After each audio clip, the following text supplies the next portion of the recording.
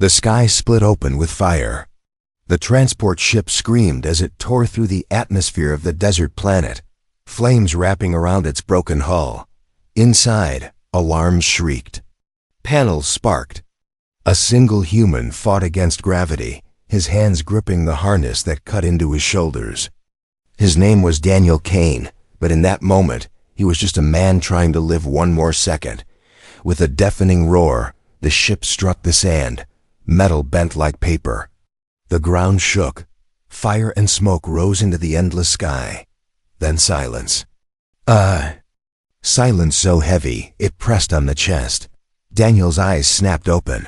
His ears rang. Heat pressed against him, burning through the torn suit.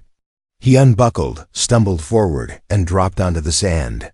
It was coarse, sharp, and blazing hot. His lungs filled with smoke. He coughed until his chest ached. Behind him, the wreck smoldered, twisted and broken. The desert stretched forever, an ocean of golden dunes under a merciless sun. No trees, no water, no shade, only silence. Until he heard the first sound. Whisper of movement. Daniel froze. The dunes shifted. Something or someone was watching. His instincts screamed, but the desert gave no answers. He reached for the emergency pack strapped to his chest. Inside was a flare gun, a ration bar, and a half-cracked water canister. Not enough to last a day. The wind rose, carrying dust that burned his throat. He stumbled toward the wreck, searching for survivors, but the crew was gone. Only broken helmets and scattered suits remained, their faces buried in sand. His stomach twisted. He was alone, but not truly. At the edge of a dune, half hidden by sunlight, a shape moved. It was tall, slender, the outline of a figure. Then another. He blinked, thinking the heat was playing tricks on his mind. But no, he counted 3, then 5, then more. They stood still, watching. He lifted the flare gun, his hand shaking. "Stay back," he shouted into the empty desert. His voice echoed, but the figures didn't move. The sun bled red as it lowered toward the horizon. Shadows stretched long. The figures melted back into the dunes, as if the desert swallowed them whole. Night came fast. The wreck glowed with fading embers, its metal body still hissing with heat. Daniel dragged scraps of insulation together, making a crude barrier against the freezing wind. The desert flipped from burning to icy in minutes, the stars sharp above him. He chewed a piece of the ration bar, dry and tasteless, but his eyes stayed on the horizon. And then the whispers returned. They weren't the moan of wind or shifting sand. They were voices, soft, musical, female. They came from every direction, floating in the dark. Daniel gripped the flare gun tighter. His heart thud. A pair of glowing eyes appeared at the edge of the firelight. Then another, and another. 20. Maybe more, circling like predators. His throat went dry. He pointed the gun toward the closest pair of eyes. "Come closer and I'll shoot." The eyes didn't flinch. Instead, the shadows stepped forward. The firelight revealed them. Not monsters, not beasts, but women. Tall, elegant, their skin shimmering faintly under the starlight. Their faces were sharp, almost too beautiful, their hair moving like strands of silk in the wind. They didn't speak his language, but their intent was clear. They closed the circle around him, their eyes locked on his face, their lips parting with strange words that rolled like song. Daniel backed up until the wreck's broken hull pressed against his spine. The flare gun trembled in his hand. "What do you want from me?" he whispered. One of them stepped forward, close enough that he could see her eyes bright like molten gold. She reached out slowly, her fingers almost touching his chest. She smiled, not with cruelty, but with something else. Possession. Daniel's breath caught. He realized the truth, heavy and terrifying. They hadn't come to kill him. They had come to claim him. The desert wind howled again, scattering sand over the wreckage. 20 alien beauties surrounded the lone human survivor. And as the fire burned low, Daniel Kane understood one thing with bone-deep certainty.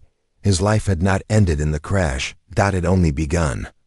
Asterisk, the desert sun rose like fire, burning the horizon gold. Daniel Kane's eyes snapped open, his body stiff from the cold night. The wreck beside him still smoked, its twisted metal shining in the early light.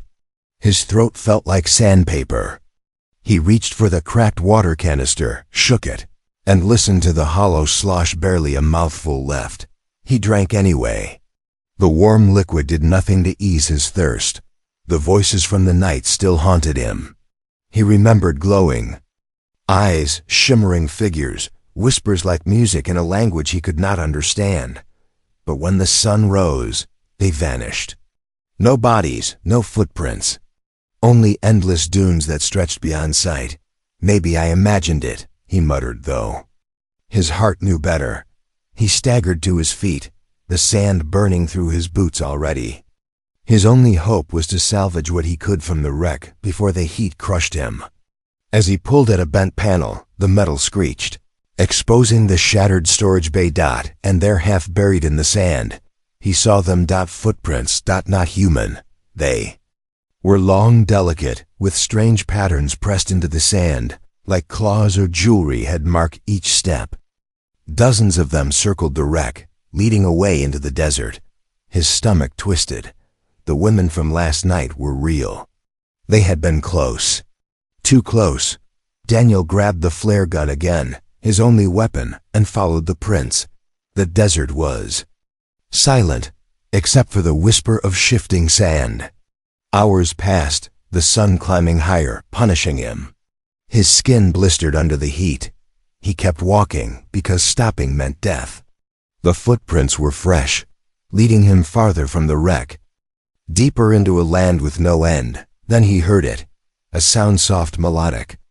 Not the wind, voices. He froze, crouching behind a dune.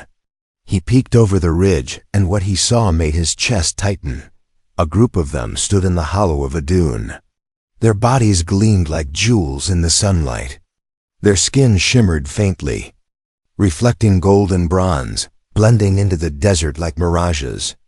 Some carried curved blades at their sides, but their movements were graceful, not violent. They were speaking in low tones, pointing at the horizon, at the sky, at the wreck in the distance. And then one of them looked directly at him. Daniel ducked, heart hammering, but it was too late. The whispering stopped. Silence cut through the air. Sand shifted. He looked up, and one of them stood above him on the dune. She was taller than him by a head, her hair dark and flowing, her eyes glowing like amber fire. Her lips curved into a smile, not cruel, but knowing. She said something he could not understand, her voice like a song carried by the wind. Daniel stumbled back, raising the flare gun.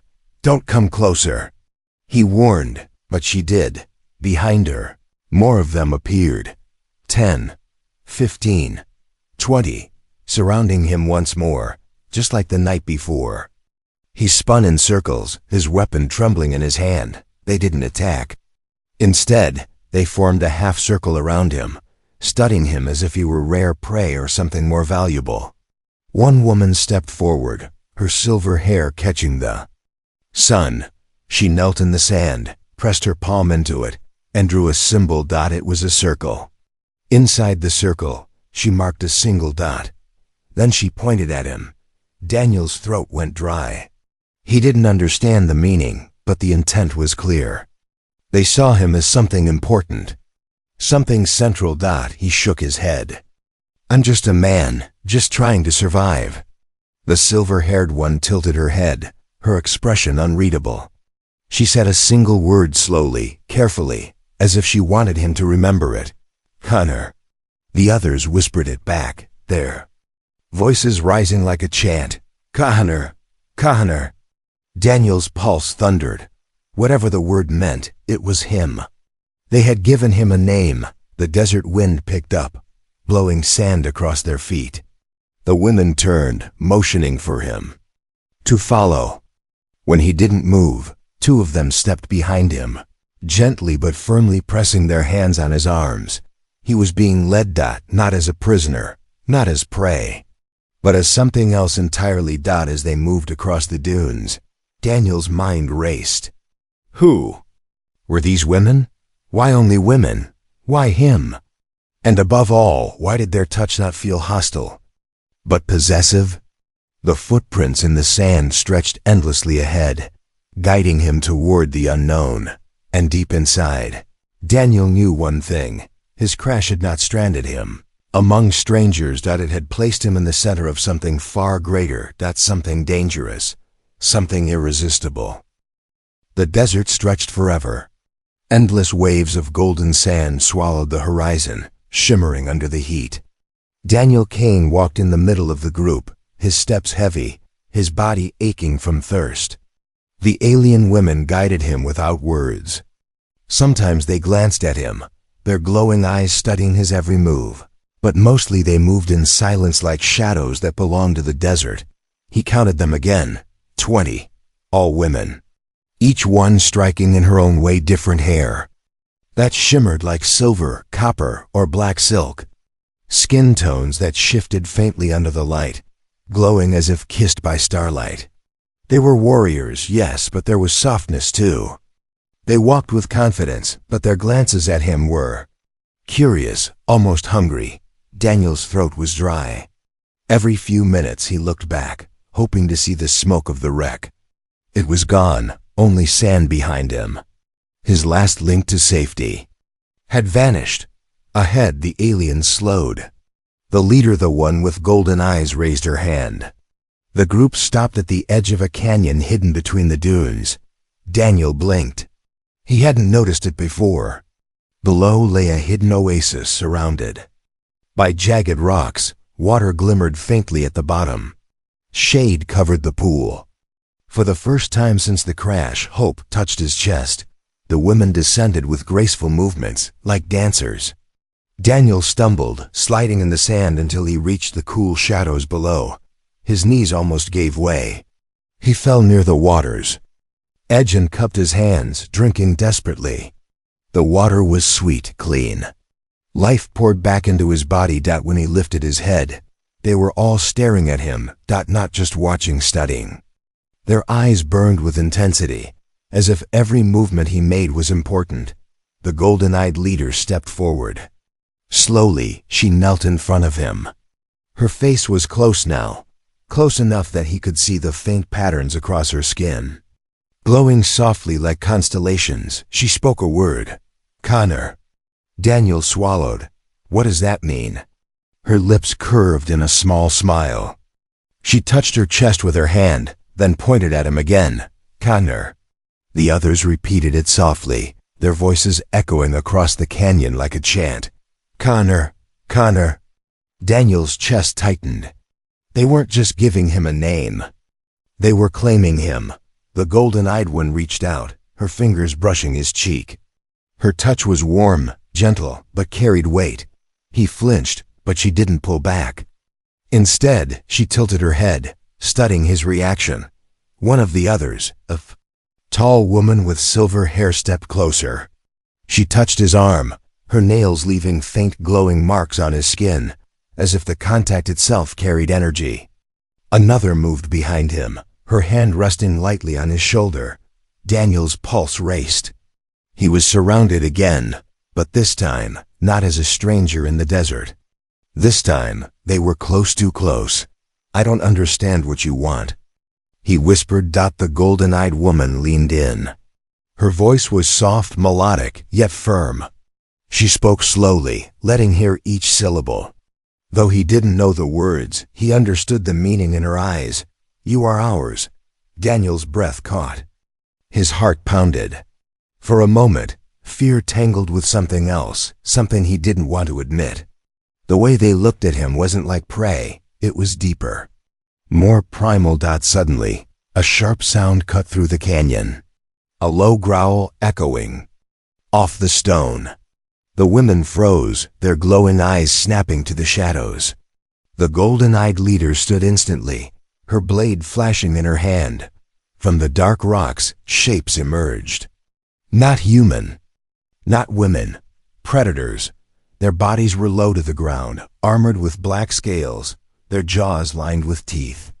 They hissed, their tails whipping the sand. Daniel backed up, fear choking him.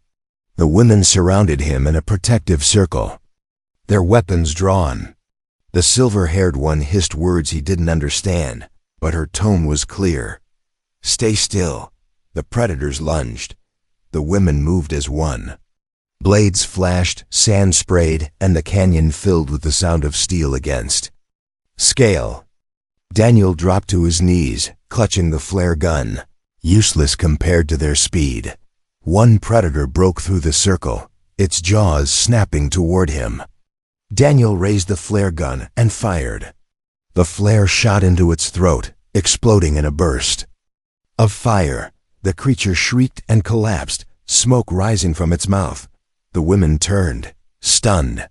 For a heartbeat, silence fell. Then, slowly they looked at him, each face filled with something new.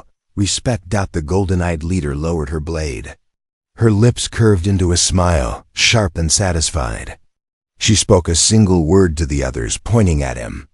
The chant rose. Again, louder this time, echoing across the canyon walls. Connor! Connor! Daniel's chest heaved, his hands shaking. He didn't know what the word truly meant. But as 20 alien beauties surrounded him again, their eyes burning with desire and respect, he understood one thing: he had not just survived, he had proven himself. And now, he was theirs. The canyon walls closed around them like the ribs of some ancient beast. Daniel Kane followed, still shaken from the fight, his clothes torn and his hands trembling. The flare gun hung at his side, empty now, useless. Yet the alien women looked at him differently. No longer with caution. No longer as if testing him. Now, they looked at him as if he had proven something. The golden-eyed leader walked ahead, her long hair catching the desert wind. Every so often, she glanced back at him, her gaze lingering longer than before. The others kept close, brushing against him, their glowing hands leaving faint trails on his skin. Their whispers, soft, melodic, swirled around him, filling his head with half-understood promises. At the far end of the canyon, the air grew cooler. The path narrowed until they stepped into darkness.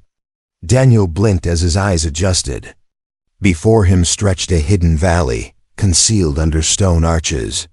And in the center, ruins. Great pillars of cracked black stone rose from the sand.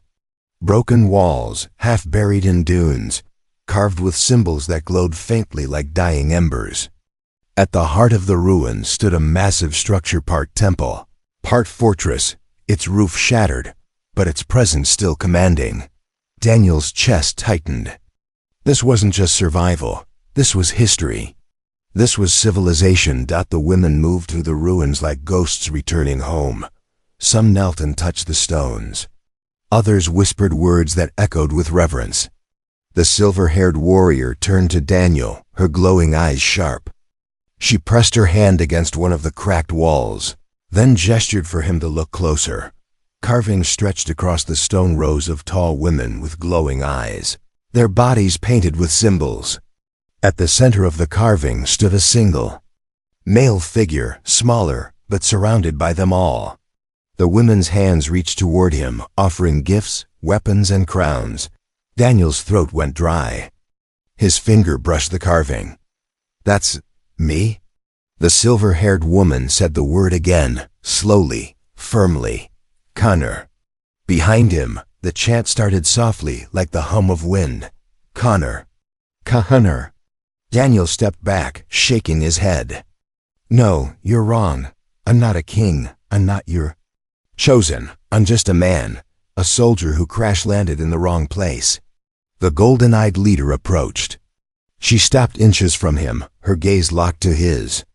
She reached out and touched his chest, right where his heart beat fast and strong. Her voice was calm, certain. Connor. Her hand slid down to his wrist, gripping it gently but firmly.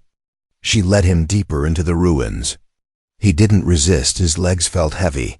His mind clouded. Inside the shattered temple, the air was cooler, filled with the scent of ancient dust and faint sweetness, like desert flowers blooming in hidden cracks. Torches of blue flame flickered on the walls, lit by the women as if keeping old traditions alive. In the center of the temple lay a stone dais.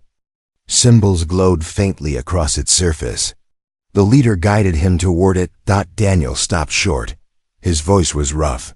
"What do you want from me?" The leader looked at him, then at the dais. She spoke a sentence he couldn't understand, but her gestures were clear. She wanted him to stand there. He shook his head. "No, not until I know what this means." The silver-haired warrior stepped forward. She drew her blade and slammed it into the stone floor, sparks flying. The sound echoed like thunder. Daniel flinched. The message was sharp refuse, and he would not like the answer. But then, strangely, the golden-eyed leader raised her hand, stopping the silver-haired one. She shook her head gently, as if to say, "Not force." "Not yet." Instead, she turned back to Daniel, her gaze softening. She touched her own chest, then his again. Her voice was almost a whisper. "You, Connor." Daniel's chest ached. They believed in this with their entire souls. He wasn't just some stranded survivor to them. He was part of their prophecy. Their chosen. Their man. But why? The answer pressed at the edge of his mind, but before he could ask, a low rumble shook the ground. Sand trickled from the ceiling. The women drew their blades at once, their glowing eyes snapping toward the entrance. Daniel's pulse spiked. The leader's hand still gripped his wrist. She didn't let go. Instead, she pulled him closer, her voice sharp and urgent. "Whatever secret this desert held, whatever destiny they saw in him, he would not be allowed to walk away. Not now, not ever." The temple ruins glowed with faint light, the carvings shimmering like stars trapped in stone. Daniel Kane stood near the dais, his chest still tight from what he had seen. 20 alien women surrounded him, their eyes never leaving his face. Something had changed. They were no longer a united circle. Now, they looked at one another with sparks of jealousy in their glowing eyes. The golden-eyed leader stayed closest, her hand still brushing against his arm as if claiming her right. The silver-haired warrior stood across from her, lips pressed tight, her blade resting against her hip, ready to strike at anyone who challenged her place. The others whispered in tones that carried tension, their eyes sliding between Daniel and each other like rivals preparing for a fight. Daniel's throat tightened. He had seen soldiers turn against each other over food, water, and survival. But this wasn't about survival. This was about him.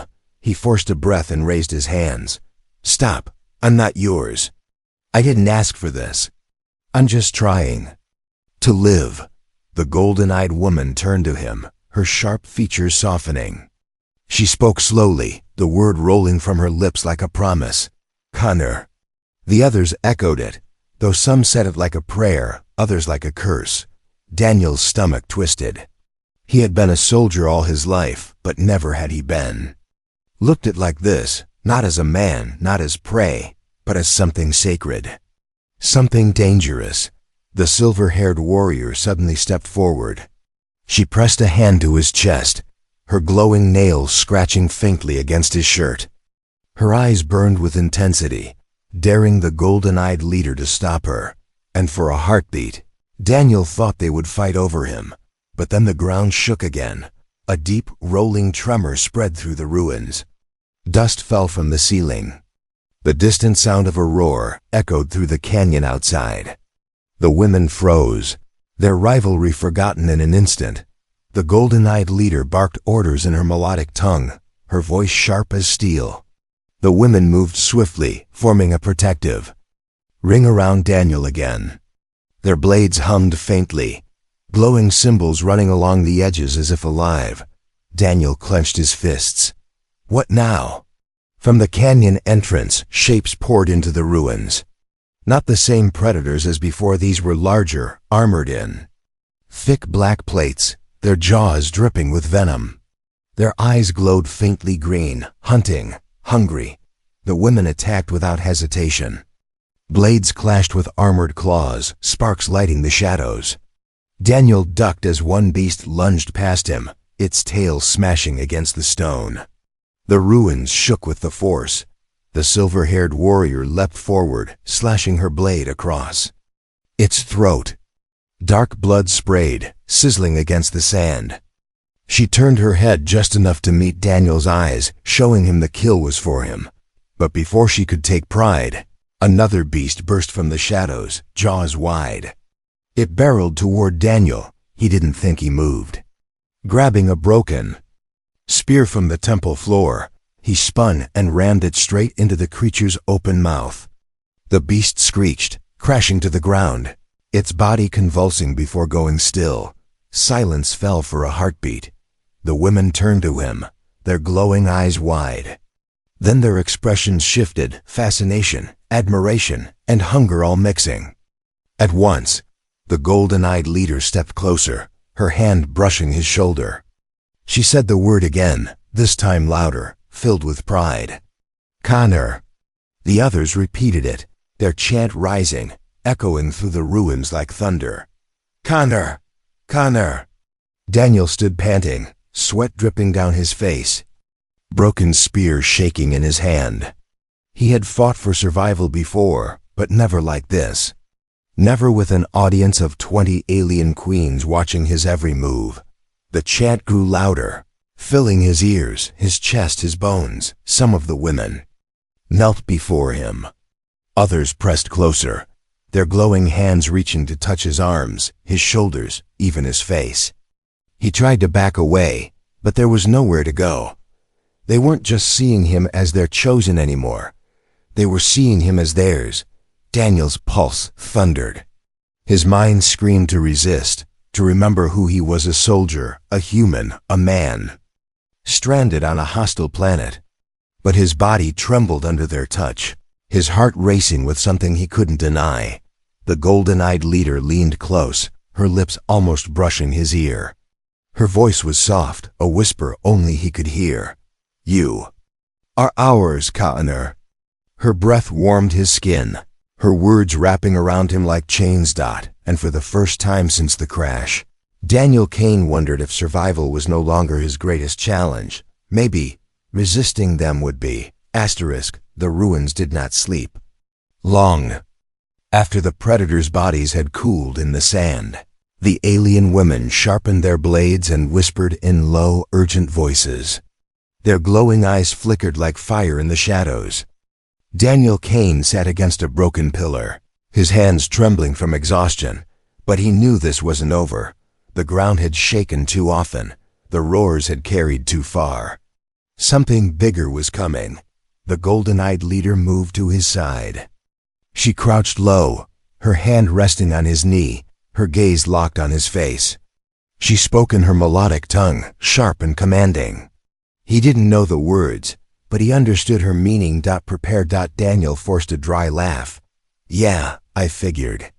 The silver-haired warrior joined them, pointing to the broken walls, then at the canyon beyond. She mimed a beast rushing forward, then mimed the walls collapsing. Daniel frowned, piecing it together. They're planning a siege, he muttered. He stood slowly, brushing the dust from his torn uniform. His body screamed for rest, but his mind, the soldier's mind, was awake, alive, burning. He had fought wars before. He had led men before. And now, strangely, 20 alien women looked to him with expectation in their eyes. He exhaled sharply. All right. If you really want me to be your Connor, then listen. The women fell silent. Even without words, his voice carried weight. He pointed at the broken walls. Too weak. They'll pour through here. He gestured to the rubble. Stack it higher. Funnel them. They tilted their heads, listening, understanding through his gestures. 2 of them barked orders in their language, and the others moved fast, carrying stone and debris to fortify the entrance. Daniel turned to the leader. He pointed at the higher ground. Archers. Up there. He mimed pulling a bow, then firing. Down, she nodded, calling out commands. Women with glowing spears and strange crossbows climbed swiftly to the ridge. The silver-haired one touched his chest, her glowing nails leaving faint marks again. She smirked, half mocking, half impressed. Then she joined the wall builders, her blade strapped at her side. Daniel's chest tightened. For the first time he didn't feel like their prisoner. He felt like their commander. The air grew heavy. The night cracked with distant howls. Then came the tremor, deep, steady, like the march of an army. Daniel clenched his fists. Here they come. The beasts appeared over the dunes, dozens of them, larger than before, armored like living tanks. Their green eyes glowed, their claws tearing through the sand as they charged. The women shouted, blades flashing, the ruins trembling under the weight of war. Hold! Daniel roared, his voice cutting across language and species. The women paused, holding their line. The first wave crashed against the wall. Spears jabbed, crossbows fired, and fire-lit arrows streaked through the air. Beasts shrieked as they fell, bodies piling against the barricade. The women fought like furies, but still, the monsters pushed forward. Daniel grabbed a fallen spear, its tip glowing faintly. He leapt into the fray, stabbing one creature through the eye. Another lunged, and he rolled aside, slashing at its leg. Blood hissed against the sand. Push them back. He roared, his voice raw.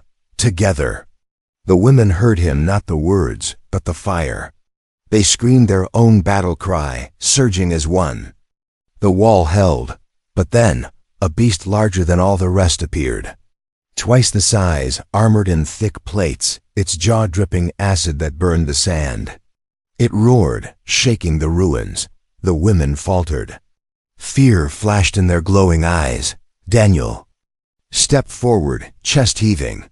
His voice was thunder. Don't break with me. He grabbed a torch, dipped it into oil, and lit it high. The fire roared, a beacon in the night.